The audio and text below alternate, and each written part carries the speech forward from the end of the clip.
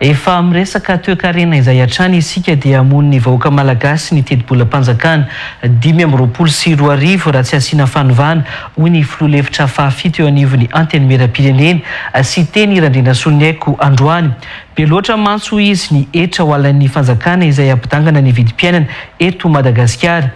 Isan'ny nampiakarina avo roeny ao anatin'ny PLFI 2025 io mantsy ny etra alaina amin'ny entana ilaina amin'ny fiainana andavanandro na ny PPN sy ny aba alaina amin'ny fanafarana entona fandrehitra na ny gaz ho ihany sy teny Randriana Soloniaiko tamin'ity androany ity.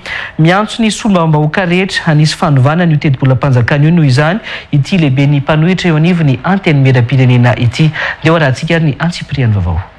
Be loatra ny aba sy ny etra ho alain'ny fanjakana manomboka amin'ny taona 2024 mba hamenona ny fahabangana sy ny tsy fananany fanjakana vola intsony hoy ny filoha-hevitra fahafito amin'ny anteny meram-pirenena sy teny Randriana Soloniaiko tao amin'ny pejy Facebook ny androany. Nampiakarina avo roeny avokoa ny etra ao anatin'ny teti-bolam-panjakana 2024 hoy ity lehibe ny mpanohitra amin'ny anteny meram-pirenena ity. Be de be loatra ny zavatra hetra napetraka tao anatin'ity zavatra ty. Hiakatra avo roa heny indray ny lafony fiainana eto Madagasikara. Nampiakarina avo roa heny avokoa ny haba sy ny hetra alaina amin'ny entana ilainy vahoaka andavanandro. Sasany ohatra amin'izany ny savony, ny siramamy, ny enta madinika zay afaritsika rehetra zany. Nasiana hetra sy haba ihany koa ireo entana sasany izay tsy nisy teo aloha. Ny rano mineral, ny rano naturel, ireo fitaovana sasana vita tamin'ny plastika. Nampiakarina 100 ihany koa ny TVA na ny aba alaina amin'ny fanafarana sy ny fivarotana entona fandrehitra na ny gaz raha tokony ho dia misy 100 izany hoy sy teny Randriana Soloniaiko. Nampiakarina ho avo roa heny be zao koa ny TVA alaina amin'ny fanafarana sy fivarotana gaz de lasa 10% raha tokony 5% zany teo aloha. Izany zavatra zany tsika fefananao sonia fa hiaro ny tontolo iainana.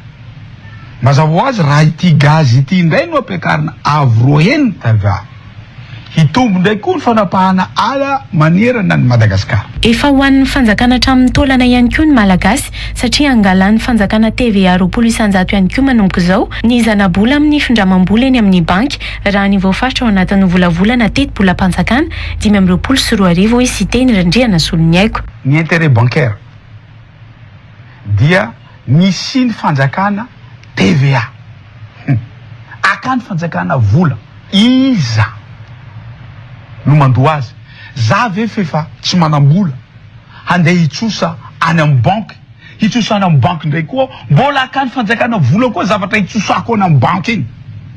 Dikan'izay ireo tanora hamoronasa rehetra eto Madagasikara tompoko lahy sy tompoko vavy dia tena tsy vitany hoe nofy no hoanina fa hatramin'ny taolany mihitsy hoaniny ty fanjakana ty. Mbola ny fanjakana amin'ny alalan'ny sampandrarany etra ihany koa manomboka izao no angorona ny etra trano rehetra fa tsy ny komina intsony raha ny lalàna vaovao-voafaritra ao anatin'ny PLFI 2025 io hoy sy teny Randriana Soloniaiko. Zao ataony élection ho antsika komina rehetra manerana Madagasikara mba hafantatsika fa holanina ao anatin'io teti-bolam-panjakana io fa ny sampandrarany hetra na centre fiscal indray zao no hakahetra trano. Ny sampanjarany hetra na centre fiscal no hakahetra trano fa tsy isika komina haiza tompoko ny décentralisation amin'izany zavatra zany. Tsy vitany fanalain'ny fanjakana daholo ny hetra rehetra raha terina amin'ny any de eo amin'ny 150 millions ihany no omena ny komina anakay raha omena.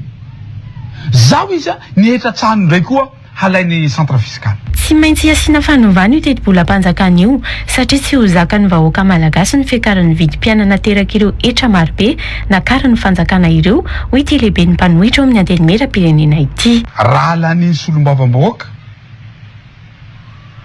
ity lalàna mifehy teti-bola ho an'ny taona 2025 ity famotehana ny firenena ty. Raha tsy isy fanovana io de fefa miteny sy teny Randriana Soloniaiko responsabilité-ny solombavamboaka rehetra, na ia isika manoana zao fitondrana zao, na isika tsy manoana zao fitondrana zao, raha tsisy fanovana ity lalàna teti-bolam-panjakana 2025 ity, hiakatra x2 ny vidim-piaina. Tsy zakatsika zany, zao ara fa tsy zaka. Manomboka amin'ny 9 novambra izao moa no tanterahana ny asam-boamery mikasika ny teti-bolam-panjakana ho an'ny taona 2024.